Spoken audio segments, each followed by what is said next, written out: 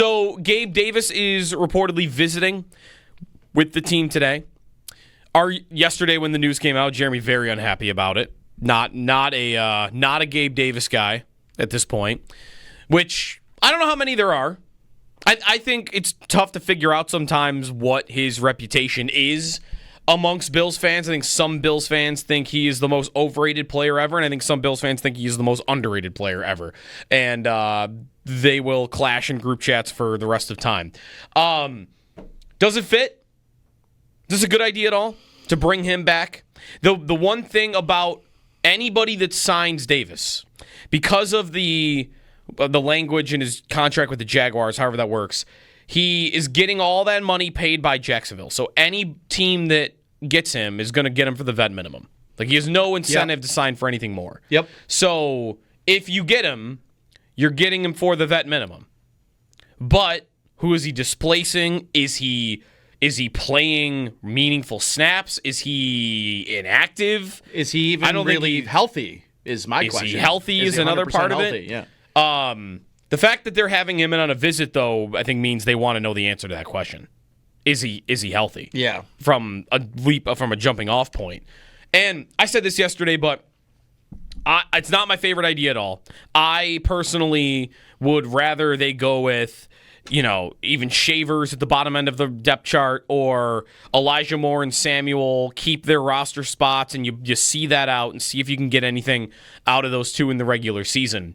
The reason, though, that I wouldn't be stunned if the Bills actually did sign Davis is I've continued to think all throughout camp, this is part of why I thought there was an opportunity for Shavers to make the team, is they don't, in my mind, have a plan B to Keon Coleman at the big X receiver position that was last year split between Coleman and Mack Hollins, doing the dirty work at receiver, blocking at receiver, clear out routes down the field.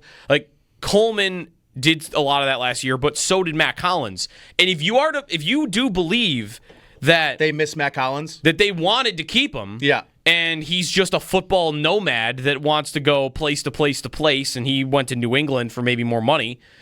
If you believe that they wanted to keep Mack Hollins, but Bean said you have to ask Mack, right, after free agency happened, then do they have a guy like Mack Hollins in their receiver room behind Keon Coleman?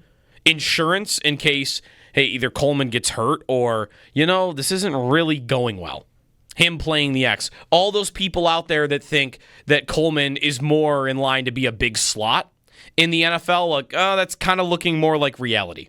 That he should be a guy we move around more, and he's not as, well-suited to play this spot. He kind of has to, though. Who else does it? Yeah. And maybe your answer, if he was on the roster, would be, well, Gabe Davis does it. Gabe Davis does the dirty work. Gabe Davis plays the X. Gabe Davis blocks for me in the run game at the receiver position. That he is your Coleman plan B. When I don't know that they currently have one, is Palmer going to do all that stuff? He's not really the body type and the type of player I would think is in line for that. Elijah Moore certainly isn't. I think I would get to Shavers. So I don't think I would be stunned if they signed Davis.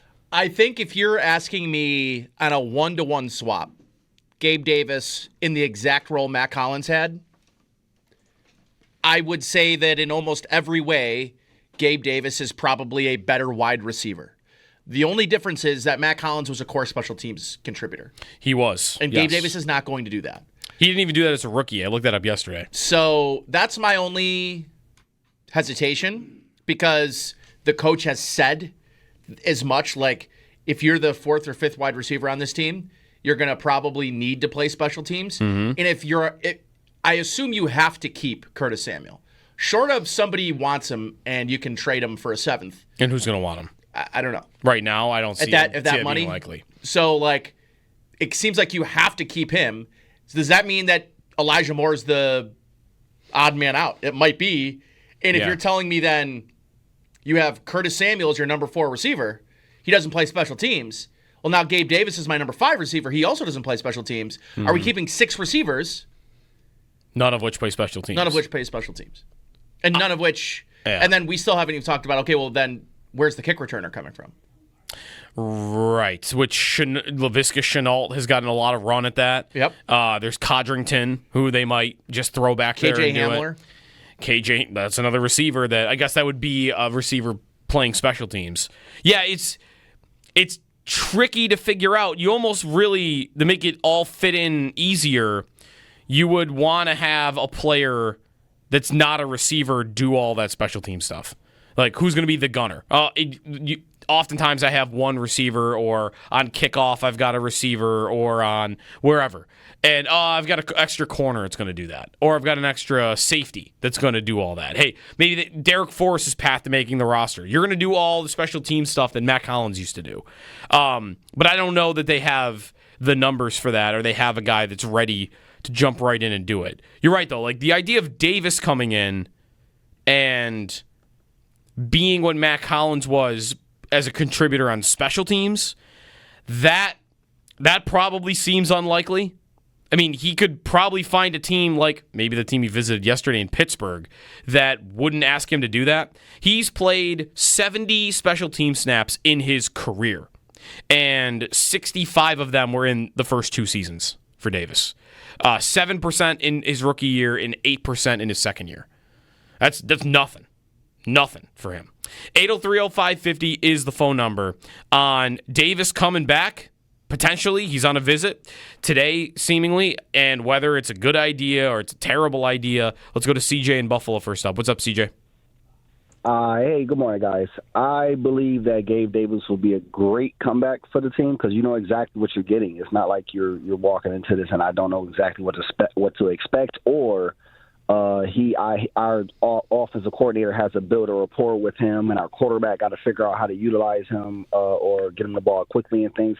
We don't have any of that we have to guess about. We know exactly what we're getting. We don't have to pay him. Like, it's a win for the Bills. Yes, you want to talk about the special teams, but I wouldn't talk about the special team players. I would talk about the special team rules and how close you start to the 50-yard line.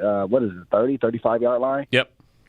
It's like yes, we want certain things, but at the same time, you can manipulate the game and get what you want. You know exactly what kind of deep threat he is. He may open it up for a Kincaid or Dawson Knox like he did in the past because you know he's a deep threat. Ask the Steelers from in our own back line at our own end zone, he threw a touchdown. He's deceptively fast. And we need things like that. So was Mack Hollins. He was our deep threat last year, which was crazy. That blows my mind. But we need that in our offense, especially he's coming to an offense where Josh Allen actually has an offensive line now. He didn't have that the last time we had Gabe Davis, not to this extent, at least. I think it changes a lot on top of the run game. I think Gabe Davis with his blocking, play action works a lot. There's a lot of positives to bringing Gabe Davis back that outweighs the negatives. Like, I understand some people may not, but we didn't want him to go because he was a bad receiver. We just didn't want to pay him that second large contract or his second contract and be a large one. That's the only reason I can think of actually not wanting him here. Other than that, like nobody was really trying to kick Gabe Davis out the door. We may want more from him, but he showed up in a playoff game where Diggs did not. Those are just positives that I'm looking at. Yeah, thanks, CJ, for the call. The one thing, though, I would really wonder and maybe even bet against is that, hey, deceptively fast, all those plays down the field that he made for the Bills over the years, as a guy that really wasn't like a burner, I think that probably doesn't age great. If the foot speed already isn't that great, as he gets older, and he's not really that old, he's only 26, which is kind of amazing.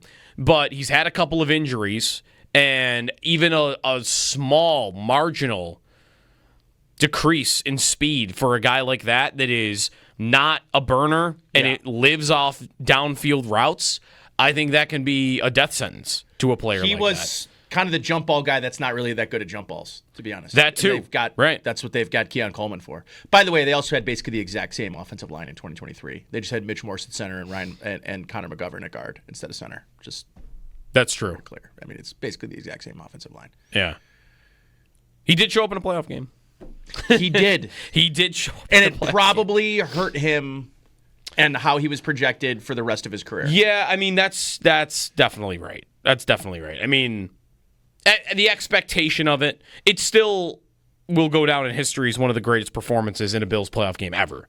So it is legendary in that sense.